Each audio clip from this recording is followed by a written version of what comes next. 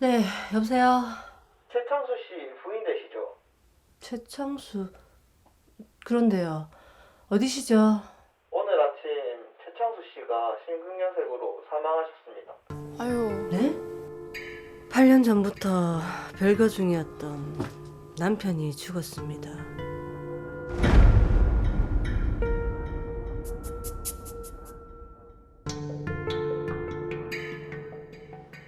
어쩐 일인데요?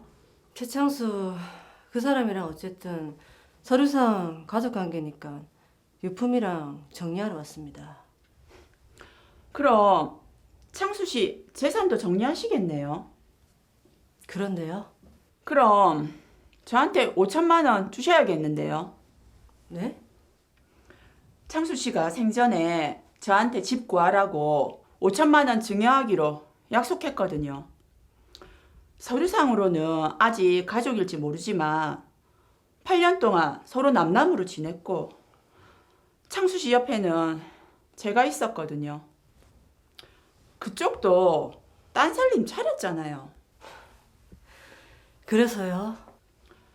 그 사람 이렇게 허망하게 갔다고 옳다구나 하고 재산 꿀꺽 하려는 거 아니에요? 두 사람이 약속을 했는지 안 했는지 내가 당신 말을 어떻게 믿어요? 아, 돈이 개입되니까 또 그렇죠. 아이고, 네가 여기 왜 왔는데? 저도 오고 싶어서 온 거 아닙니다. 유품 정리하려고 어쩔 수 없이 온 거지. 설마 우리 아들 재산 네한테 다 상속되는 거가? 네, 저 아이들이 상속인이라고 하네요. 네가 한 게 뭐 있다고 우리 아들 재산이 네한테 다 가노? 저는 그깟 재산 한 푼도 필요 없습니다. 그런데 어머니, 손자, 손녀 공부는 시켜야 될 거 아닙니까? 그리고 애들한테 빚 물려줄 겁니까? 오냐, 네 말 잘했다. 말 나온 김에 창수가 내랑 저거 동생들한테 빌려간 돈도 싹 정리해라. 네? 그 사람이 빌려줬는지 제가 어떻게 합니까? 우리 별거하기 전에 창수 씨가 어머니랑 형제들한테 생활 비며 돈 갖다 바친 게 얼만데 어머니가 사업 자금을 빌려줬다고요? 그래, 빌려줬다. 자그마치 4억 5천이다. 그리고 창령이 2천, 영선이 6천. 떼먹을 생각하지 말고 전부 갚아라. 저는 모르겠고요. 참 그 사람도 불쌍하네요. 죽은 지 일주일밖에 안 됐는데 사랑했던 사람이나 어머니나 돈부터 받아낼 생각이 나고 너무하네요. 정말 그러네요. 네, 씁쓸하네요.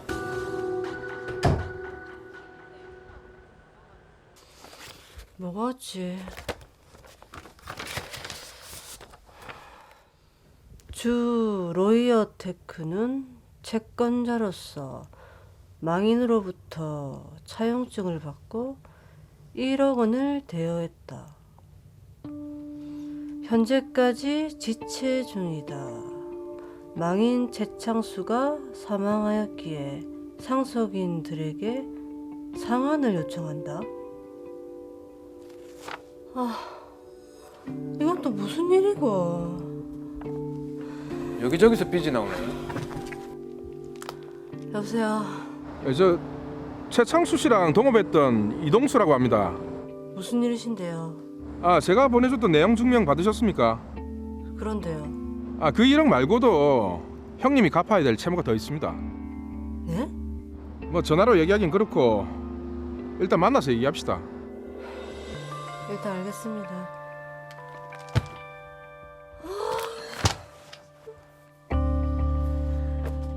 창수 형님이 그래 가셔서 마음이 좀 그렇네요. 예.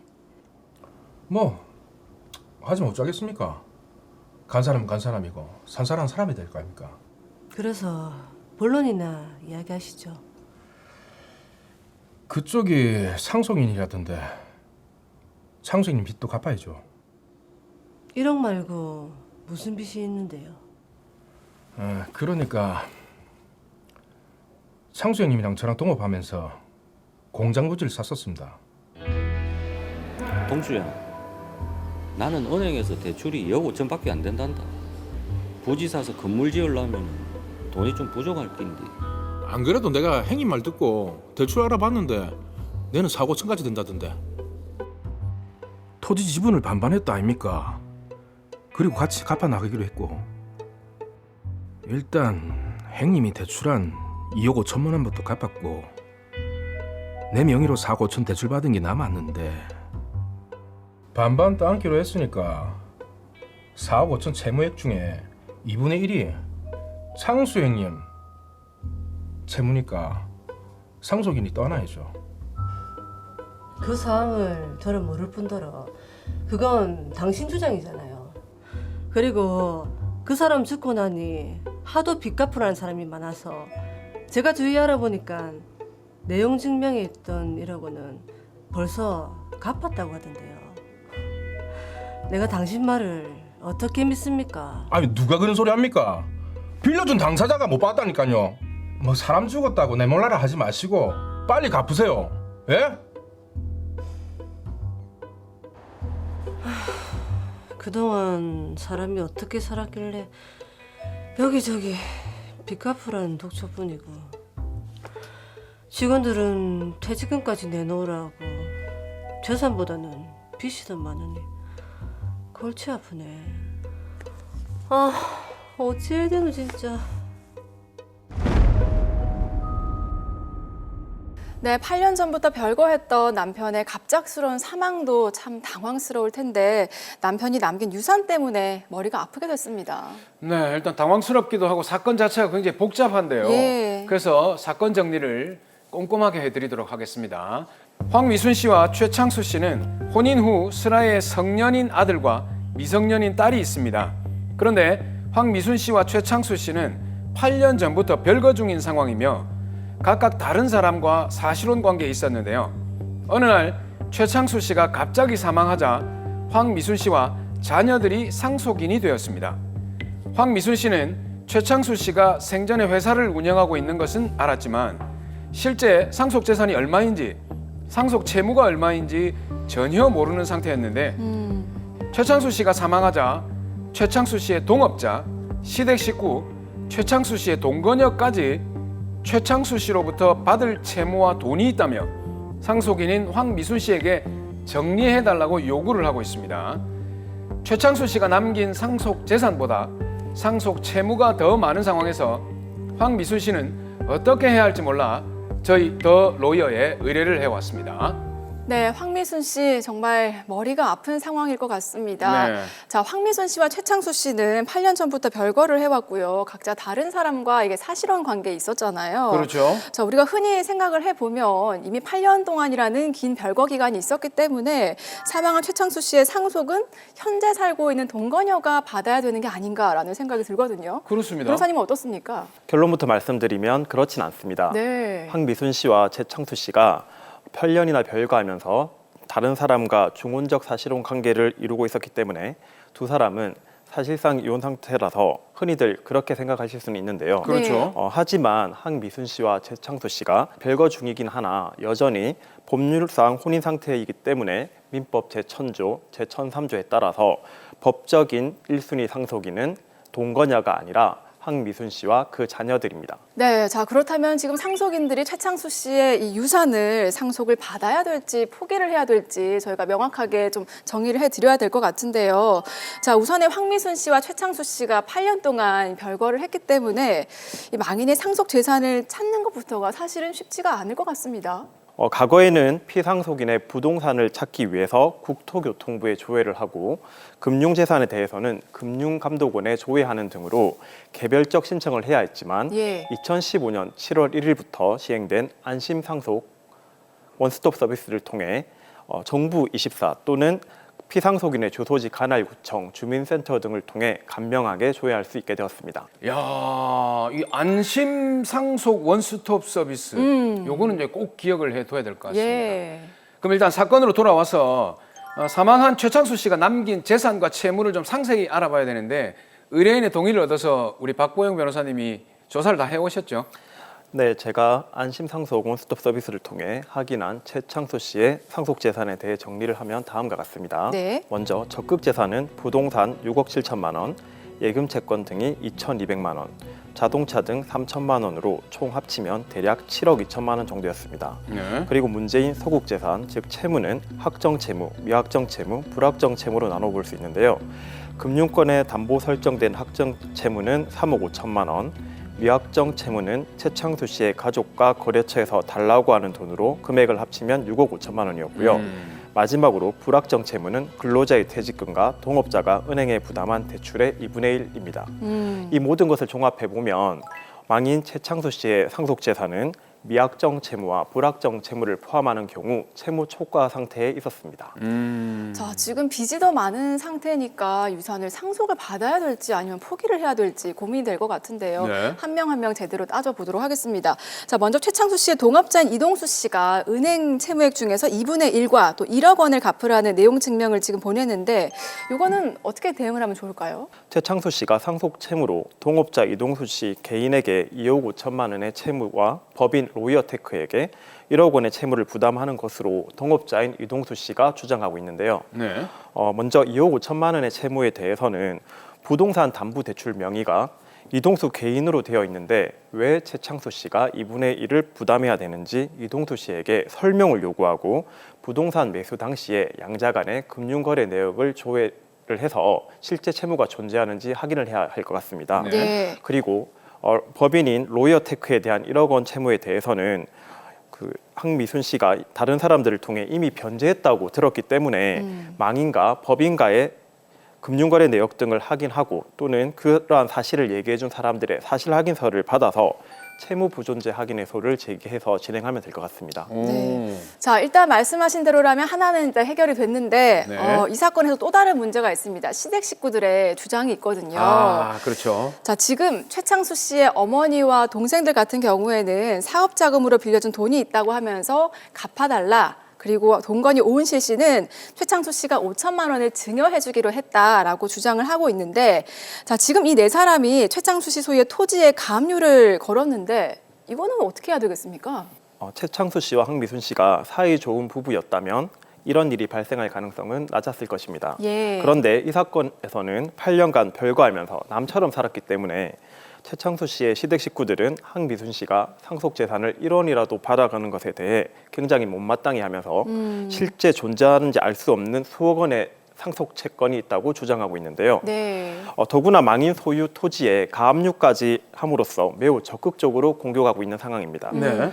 황미순 씨 입장에서는 먼저 가압류에 대해 제소 명령을 신청해서 각 채권자들의 채무가 없음을 민사 분할 소송에서 항변하고 망인이 생전에 시댁 식구들에게 생활비나 돈을 지원한 사실, 증여의 약속을 한 사실이 없다는 점 등을 적극 다툴 필요가 있습니다. 소송을 통해서 적극적인 대응이 필요하겠네요. 네, 그렇습니다. 자, 여기서 문제가 아닙니다. 또 있습니다. 또 있습니까? 예.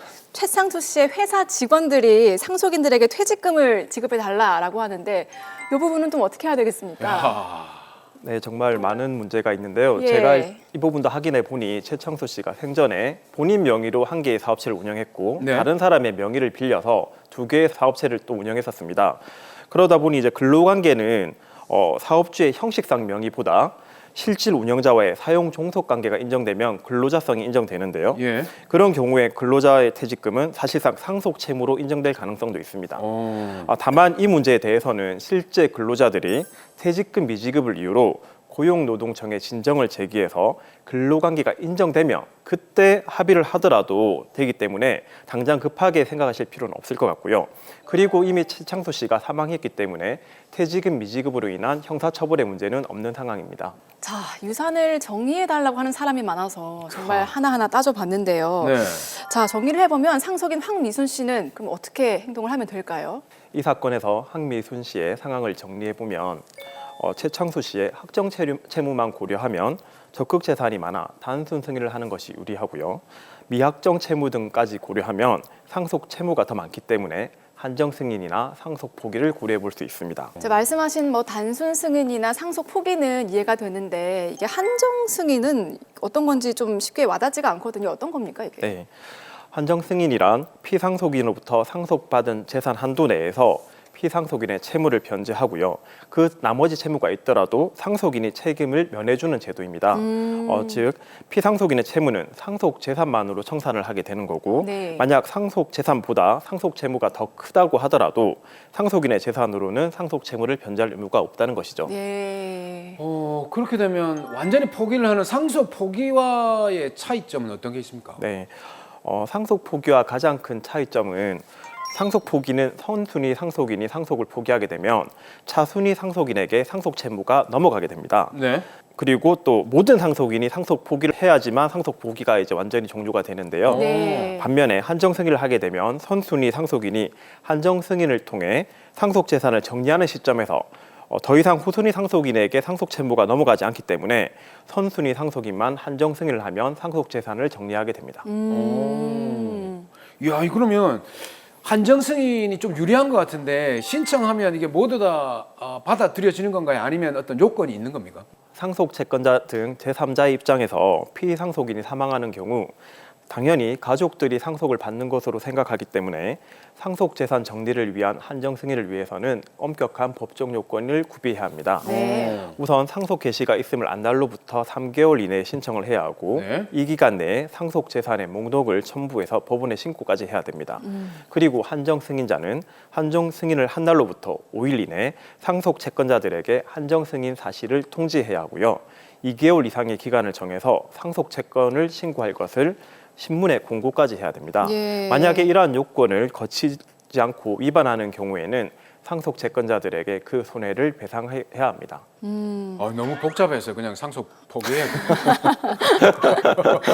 자, 그러면 단순 승인, 한정 승인, 상속 포기가 있는데 박보영 변호사님이 보시기에는 드라마 살해 황미순 씨와 자녀들 같은 경우에는 어떻게 선택을 하는 게 좋을까요? 네, 이 사례처럼 상속 재산과 확정 채무를 제외한 미확정 채무 등이 존재하고 그 채무를 정리하기 위해서는 굉장히 많은 법적 쟁송을 거쳐야 하는 상황이라면 네. 한정 승인이나 상속 포기를 고려하시는 것이 좋을 것 같은데요.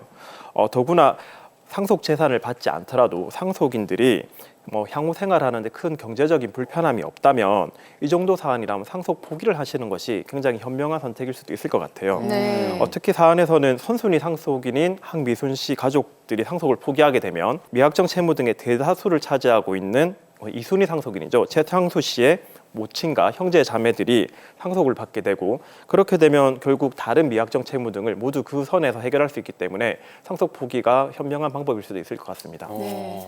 자, 상속 문제 따져볼 게 많아서 너무 집중했더니 머리가 지금 어질어질한데. 돈이 있는 사람 얘기죠. 자, 지금도 복잡한 상속 재산 분쟁을 겪고 있거나 그리고 겪을 수 있는 분들에게 한마디 해주시죠. 네, 사람은 누구나 죽음을 맞이하게 되고 그 상황은 남은 이에게 너무나 고통스럽고 슬픈 일입니다. 그런데 마음을 추스르기도 전에 망인이 남긴 채무로 인해 상속인들이 더 깊은 고민에 빠진다면 몸도 마음도 너무나 지칠 수밖에 없을 것입니다. 이런 상황을 예방하기 위해서 생전에 재산관계를 가족들과 공유할 필요가 있고요. 사후의 재산 정리를 위해 유언제도를 적극 활용하신다면 슬픔이 배가 되는 최악의 상황은 피할 수 있을 것이라고 생각합니다.